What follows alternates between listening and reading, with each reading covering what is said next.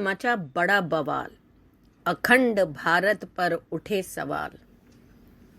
Himachal, UP, Bihar, greater Nepal में दिखाया भारतीय इलाका। नेपाल से लेकर भारत तक उबाल अपनों ने ही घेरा।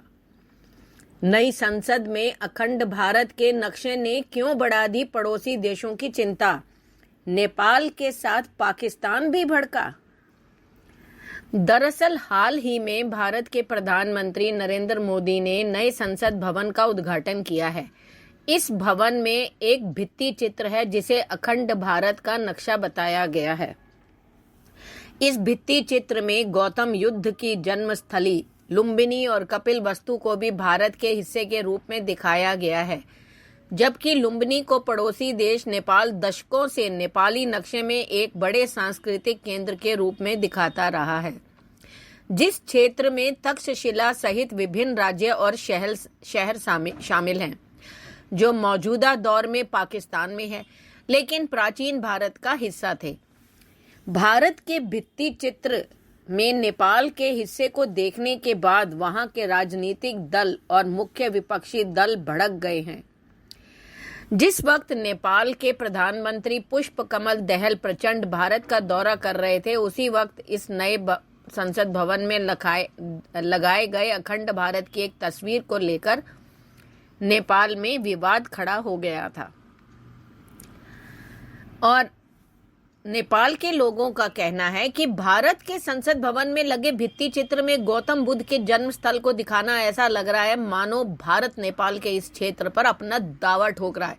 ऐसे में सवाल उठता है कि आखिर अखंड भारत में लुम्बिनी कपिल वस्तु का जिक्र क्यों किया गया और क्या इससे भारत नेपाल के रिश्ते खराब होंगे, रसातल में चले जाएंगे। जबकि अखंड भारत एक एकीकृत भारत की अवधारणा के लिए इस्तेमाल किया जाने वाला शब्द है। इसमें दावा किया जाता है कि वर्तमान में जो अफगानिस्तान, बांग्लादेश, भूटान, मालदीव, म्यांमार, नेपाल, पाकिस्तान और श्रीलंका है, वह कभी अखंड भारत का हिस्सा हुआ करते थे। Study in the geography of ancient and medieval India, इतिहासकार दिनेश चंद्र सरकार की किताब है। इसमें दावा किया गया कि भारत वर्ष की सबसे पुरानी सभ्यता की निशानी सिंधु घाटी सभ्यता में मिली है। हालांकि बाद में अखंड भारत कई गणराज्य में बिखर गया था। 321 ईसा पूर्व में चाणक्य के मार्गदर्शन में चंद्रगुप्त मौर्य ने बिखरे हुए गणराज्यों को मिलाकर एक बार फिर संगठित किया था और चंद्रगुप्त मौर्य का जन्म ईसा पूर्व में पाटलिपुत्र में हुआ था, जो वर्तमान में बिहार का हिस्सा है। अब अगर राधा कुमुद मुखर्जी की किताब Chandragupta Maurya and his time में की बात करें तो उसमें बताया गया है कि मौर्य साम्राज्य पश्चिम में ईरान से पूर्व में बंगाल तक और उत्तर में कश्मीर से लेकर दक्षिण में कर्नाटक और तमिल तक फैला है और धीरे धीरे ये बिखरता चला गया और 1907 में ब्रिटेन ने भी भूटान को भी अखंड भारत से अलग कर दिया था। वहां उगनय वांगचुक ने नेतृत्व में राजशाही की स्थापना की थी। अफगानिस्तान में भी 870 ईस्वी में अरब सेनापति याकूब एलस, फिर मुगल और अंत में ब्रिटेन का कब्जा रहा। इस तरह साल 1937 में बर्मा भी भारत से अलग हो गया। 1947 में पाकिस्तान भारत से अलग हुआ और 1971 में भारत पाकिस्तान के बीच में हुई जंग ने पाकिस्तान को दो हिस्सों में बांट दिया, जिसमें बांग्लादेश बन गया। अब क्या है अखंड भारत का मॉडर्न कॉन्सेप्ट? देखो, वीर सावरकर की किताब माई ट्रांसपोर्टेशन फॉर लाइफ में अखंड भारत का जिक्र किया गया है। इस किताब के अखंड भारत में पाक और चीन अधिकृत कश्मीर के अलावा पाकिस्तान का सिंध भी शामिल है। आरएसएस के अखंड भारत का जनक माना जाता है इन्हें। 1937 में हिंदू महासभा के 19वें वर्षगांठ पर वीर सावरकर ने कहा था कि हिंदुस्तान को अखंड रहना चाहिए। इसमें कश्मीर से रामेश्वर तक, सिंध से असम तक शामिल है। अब अखंड भारत के नक्शे पर नाराजगी जताते हुए नेपाल के पूर्व प्रधानमंत्री बाबूराव भट्टराई ने अपने एक बयान में कहा, भारत के नए संसद में अखंड भारत का विवादित भित्ति चित्र नेपाल के साथ साथ पड़ोसी देशों में अनावश्यक और हानिकारक कूटनीतिक विवाद भड़का सकता है। उन्होंने आगे बोला, पहले से ही विश्वास की कमी के कारण भारत के अधिकांश पड़ोसी देशों के बीच द्विपक्षीय संबंध खराब हो रहे हैं और ऐसे में भित्ति चित्र के कारण वजह में वजह से इसमें और बढ़ोतरी होने की संभावना है। क्या इस कदम का भारत नेपाल रिश्ते पर पड़ेगा असर? देखो, भारत और नेपाल के बीच नक्शे को पहले ही पर विवाद हो चुका है। कुछ साल पहले ही काला पानी के नक्शे को लेकर भारत और नेपाल के एक दूसरे के आमने सामने आ चुके हैं। 2019 के नवंबर महीने में भारत के काला पानी को उत्तराखंड के हिस्से के रूप में दिखाते हुए एक मानचित्र प्रकाशित किया गया था। इस मानचित्र में के बाद नेपाल ने भी प्रतिक्रिया देते हुए नक्शा जारी किया था, जिसमें काला पानी को नेपाल का अपना हिस्सा बता दिया। ऐसे में बीबीसी की एक रिपोर्ट में नेपाल के त्रिभुवन विश्वविद्यालय में लगभग 40 साल तक इतिहास पढ़ाने वाले प्रोफेसर त्रिरतन मानधर ने कहा कि भारत का इस तरह का कदम गलत और ऐसा करने से दोनों देशों के रिश्ते के बीच संदेह पैदा होगा। उन्होंने कहा कि अगर भारत खुद को अखंड कहता है तो हम भी अखंड नेपाल का दावा कर सकते हैं। अगर हम प्राचीन काल की बात करें तो समुद्रगुप्त के धर्मशास्त्र में एक अभिलेख कहता है कि नेपाल नाम का देश कामरूप और कीर्तिपुर के बीच स्थित है। कामरूप वर्तमान में असम है और कीर्तिपुर कुमाऊं गढ़वाल बन गया। इसका मतलब ये कि नेपाल जितना बड़ा दिखता है उसकी तुलना में पहले ये बहुत बड़ा था।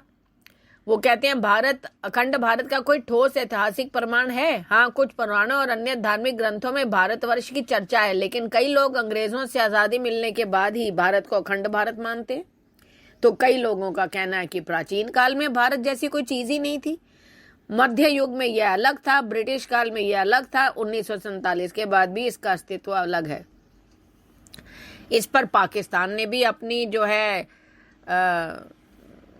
मानसिकता जो है दिखाई और कहा कि भारत की विस्तारवादी मानसिकता को दिखाता है ये भित्ति चित्र। यह बताता है कि यह देश ना सिर्फ अपने पड़ोसी देशों बल्कि अपने धार्मिक अल्पसंख्यकों की पहचान और संस्कृति को भी अपना गुलाम बनाना चाहता है।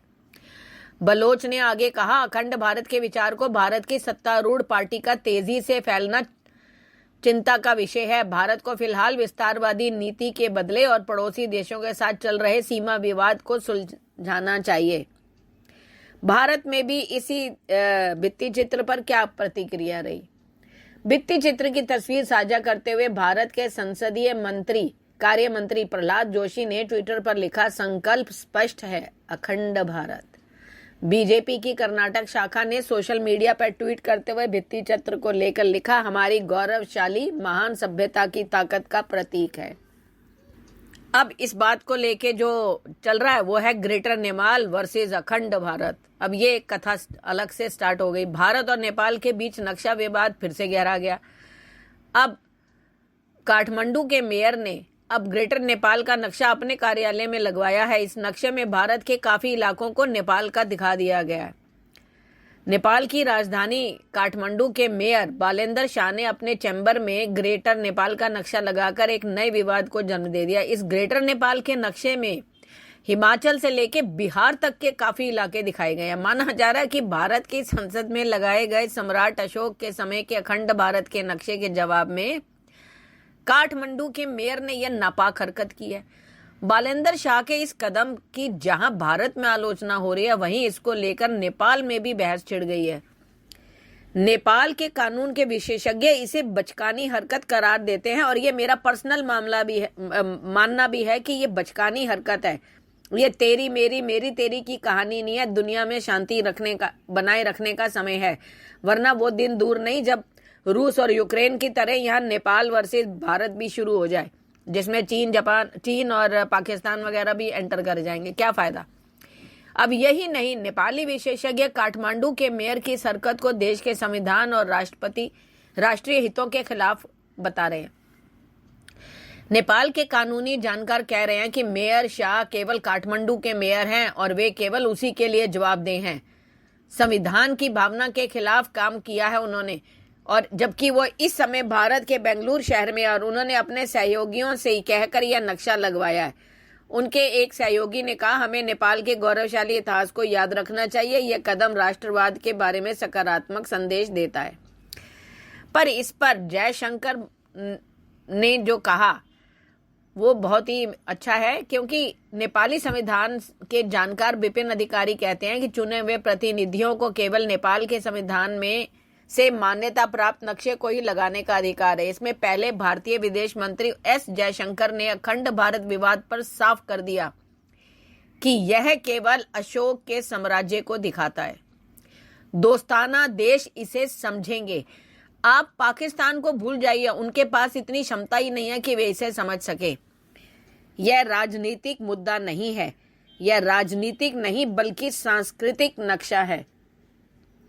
इतना बढ़िया डिप्लोमेटिक जवाब दिया है, समझने वालों के लिए इशारा ही काफी है। दरअसल एक समय नेपाल का भूभाग पूर्व में तीस्ता नदी से लेकर पश्चिम में सतलज नदी तक फैला था और इस बीच अंग्रेजों के साथ युद्ध में नेपाल ने अपनी भूमि का एक बड़ा हिस्सा खो दिया। युद्ध के बाद मेची से तीस्ता और महाकाली से सतलुज तक के क्षेत्रों को स्थायी रूप से भारत में मिला दिया गया था। नेपाल और ईस्ट इंडिया कंपनी के बीच 4 मार्च 1816 को सुगोली संधि पर भी हस्ताक्षर किए गए। देखो, जिसने नेपाल के क्षेत्र को मेची महाकाली नदी तक कम कर दिया। शाह के कार्यालय में ग्रेटर नेपाल मानचित्र में पूर्वी तीस्ता से लेकर पश्चिम कांगड़ा तक के क्षेत्र शामिल है, जो वर्तमान में भारतीय क्षेत्र है। अब मांग की जा रही है कि भारत को यह जमीनें नेपाल को वापस करनी चाहिए। और अखंड भारत के जवाब में जब आया ग्रेटर नेपाल का नक्शा, उसने तो योगी का गोरखपुर और नीतीश का हाजीपुर सब दायरे में ले लिया है। बड़ी लंबी बातचीत बढ़ गई है ये। और नेपाली मेयर के कार्यालय में लगे ग्रेटर नेपाल के नक्शे से तो और भी कथा जो है वो बढ़ गई है इसको। और चीन के इशारे पर नाचने वाले केपी ओली ने मांग की है कि नेपाल के प्रधानमंत्री प्रचंड, लुम्बिनी और कपिलवस्तु को अखंड भारत के भित्ति चित्र में शामिल करने के खिलाफ निश्चित रूप से विरोध दर्ज कराएं। लुम्बिनी भगवान बुद्ध की जन्मस्थली है और यह वही ओली है जो अक्सर भारत के खिलाफ जहरीले बयान देते रहते हैं। वहीं नेपाल समाजवादी पार्टी के चेयरमैन बाबूराम भट्टाराई ने एक ट्वीट करते हुए यह भी कहा कि भारतीय नेताओं को इस भित्ति चित्र को लगाए जाने की मंशा और उसके प्रभाव के बारे में रियल टाइम जानकारी देनी चाहिए। अब जबकि यहाँ पर प्रचंड अपने दौरे पर आए, उन्होंने अपने संसद में वापसी में जाकर ये कहा कि उन्होंने ये क्वेश्चन जो है वो ये नाराजगी और ये उठाई है नरेंद्र मोदी जी से बात करने के समय, और परंतु वो ये बातों को मीडिया में नहीं देना चाहते जिससे कि इसमें और उबाल आए।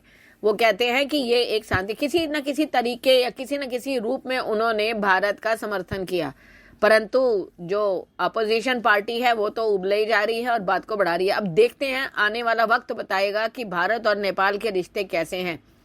परंतु हम ये बात की अपना सहयोग देते हैं कि जो है ये अखंड भारत वाकई अखंड भारत है, और अगर ये सब मिल जाएं तो देश में, दुनिया में ये जो लड़ाई झगड़े शोर शराबे हैं सब खत्म हो जाएंगे। आपकी क्या राय है इस पर कमेंट करके बताएं। धन्यवाद।